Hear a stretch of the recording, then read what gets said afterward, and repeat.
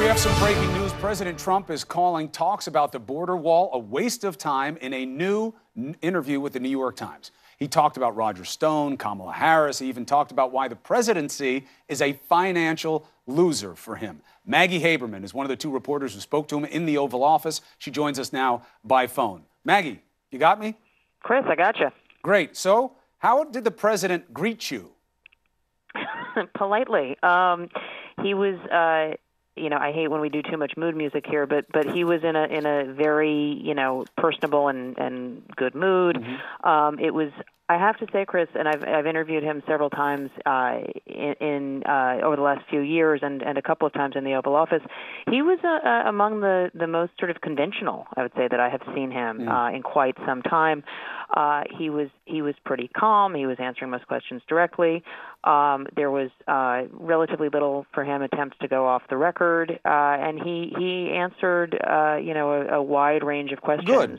Good. It's just always interesting because he had been trash talking you so much. It never ceases to amaze me how he can be nice to someone's face when he's been trashing them. I've experienced the same thing myself. Maggie, let's get to the content. I'm aware of that. Let's get to the content. Roger Stone, okay? He says about Roger Stone, you or Peter Baker asked him about whether or not he knew anything about what Stone was doing with Wikileaks and the Democratic emails that were stolen, or did he direct anyone? No, I didn't. I never did, he said of speaking with Mr. Stone on the subject. Did he ever direct anyone to get in touch with Mr. Stone about WikiLeaks? Never did. What was your takeaway about his level of confidence in his answer?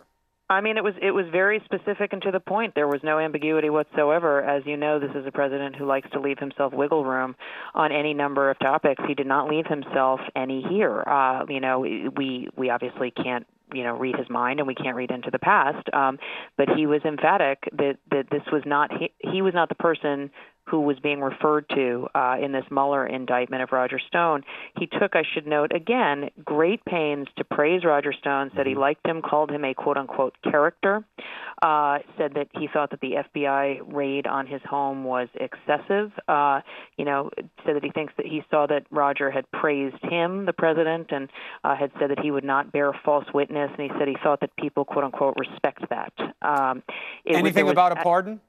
That did not come up, but he has said in the past that he isn't going to rule it out, and I didn't anticipate he was going to say anything different when we asked him here. I want your head on the two hard-to-believes. Hard to believe that his oldest advisor was doing this stuff, obviously, on his behalf and to help his campaign, and he knew nothing about it. And it's hard to believe that someone as savvy as Roger Stone would be this brazen in the face of the feds if he didn't think he'd be rescued. What's your take on those two? Well, I think my take overall, again, without my take on the indictment, to be clear, in terms of Stone is, I have no idea what he said to Congress specifically, and I have no idea. I was not present for the 5 counts of making false statements. In terms of the Randy Credico piece, that relationship is so strange and has included so many blow-ups and reconciliations that when he says this is taken out of context, I tend to listen to that. In terms of the president, and Roger, the president took pains to remind us that Roger was not officially with the campaign at that point. That is true. Roger, as you know, quit the campaign around August or September of 2015, but he is the president's longest-serving, off and on political advisor. Is it possible something was going on that, Roger, again, of course, denies it, just to be clear. But is it possible, if something was going on, that the president didn't know about it? It is harder, I think, to see the president not asking anyone to inquire about what WikiLeaks might have. That is, I think, harder than I could see a world where he didn't discuss it personally with Roger. But it is harder to see a world. Again, it doesn't mean it didn't happen. But that's a more plausible scenario where he asks an aide to go check in with Roger. And as we learned today with what he said about the intel chiefs, you can never underestimate this president's ability to abuse the truth because it works for him. He thinks in the moment. Let me ask you about something else here that I'm reading the piece as we go along. Once again, written nice and tight, really gets everything out there well. Thank you very much. I lost massive amounts of money doing this job, the president said. This is not the money. This one of the great losers of all time. Fortunately, I don't need money. This is one of the great losers of all time. But they'll say that somebody from some country stayed at a hotel, and I'll say, yeah, but I lose. I mean, the numbers are incredible. What was he talking about? I think he was saying that, yes, it's true that there are a lot of people who stay at his hotel, and he hears lots of numbers like that. But he was also saying that overall, I've heard several people affiliated with the Trump organization say this, that this has not been good for business. I thought the phrase, this is whatever it was, the biggest loser of all time, it was really a stark thing to say about the presidency. But he tends to view these things in zero-sum terms. It's very interesting take for him. It almost kind of speaks to his regret that he's not making more money while in office. And obviously the presidency should be the opposite of profitability. He seems surprised at what he said has been a loss. That is true. Yeah, right. So let me ask you something else. He goes after Nancy Pelosi. What she's doing is wrong. He teases you about national emergency. No mention of him shutting the government down again, which I thought was very interesting. And he also, the common refrain of, Rosenstein told my lawyers, I'm not the target. I'm not a subject. Now, of course, that doesn't mean he's not going to be implicated in what types of activities are outlined in this report. The other thing I think that's going to get interesting pickup from people is pretty flattering about Kamala Harris. He may not have said her name right, but what did you take away from his, pretty nice suggestions about the senator from California?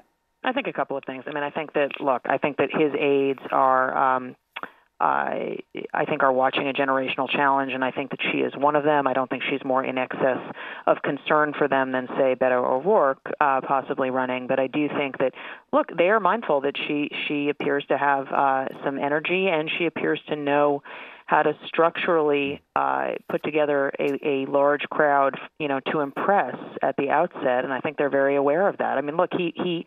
Warren is going to be a specific obsession for him, and he talked about her in his interview with us. But he's clearly aware that there is activity around Kamala Harris. I think he is trying not to be disrespectful. He did not deploy any of his usual nicknames or anything like that. Not yet. He succeeded in being respectful, and also you make a good point. He has such distaste for Warren that complimenting Harris is kind of a way to put her down indirectly. Exactly. Maggie, what a well-timed interview for you and Peter Baker. Thank you so much for hopping on the phone with us and giving it to us hot off the presses. Thanks for having me. All right, Maggie Haberman, everybody, and this is going to be very interesting. Remember, when asked directly by two New York Times reporters whether or not he knew what Stone was doing, whether he talked to him about it, whether he had anything to do with directing him on it, no, no, no. Those are the answers from the President of the United States directly to the New York Times. All right,